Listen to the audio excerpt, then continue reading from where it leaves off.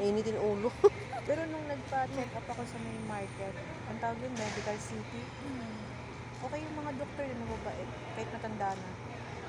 Kasi Bakit sa veterans ang debate ng mga doktor doon, ha? kasi yung ano, Tsaka lahat ng ano yung- doon. Kasi nag-try ako magpa-check up sa derma. Ay, mabait naman siya. Ha? Mabait naman siya, kahit matanda na. Depende sa ugali yan, Mia. May matanda ang mas lalong bumait. Veterans nga mga doktor doon, maamoy. Wala na akong dandruff dahil di sa derma. At saka, ang veterans parang ganito rin kalinis. At saka masikaso rin ang mga doktor doon, pati mga nurse. Alam mo ba yung na-COVID kami noon? Alam mo yung paglabas namin, di ba? Tinignan namin yung bill tinignan namin yung bill sa veterans. Bawat isa sabi ni Papa mo, 95,000. 14 days kami doon, di ba? Sa na-admit.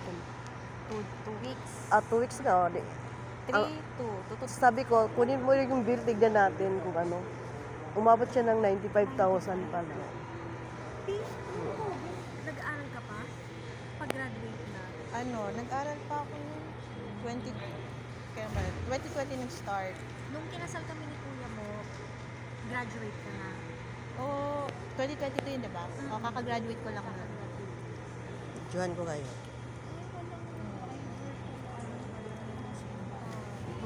Mahal din pala yung veterans pag outsider yung ginagamot nila. Paano pag anak, may discount? May discount pag anak, basta siya, 18 pababa yung Look. edad. So, hindi, dapat dependent yun na pag 18 pa Dependent baba. nga. Ba't may bayad pa din? May discount. Dapat wala. Ay hindi, mali. Pala yung, siguro yung, ni siya, yung Dapat overage na. Dapat pag Pag mga, anak siya ng veterano, 19 and above, ayun yung may discount. baka 50% lang. Pero pag yung dependent, walang bayad, siyempre, Gusto ko dependent yung yun. 50%. Tulo. 50%. Tsaka mababait yung mga doktor doon, ha. Lahat doon halos mababait, wala makitang Parang unti lang ata maldita. yung nagpapagamot doon kasi ilan lang naman yung Ilan lang yung mga veterano, ang dami rin, ha. Halos doon na nga nakatira yung iba, yung nagpaalaga na lang sa ospital. Ang dami kayo doon. Yung mga World War II pa nandun. ay mga World War. Yung buhay pa hanggang ngayon. Yung inabot pa ng World Baka War nandun II. si Enrile. Hindi really, may sariling yun. Enrile. Hindi nagpapagamot doon sa ibang bansa yung mga yan.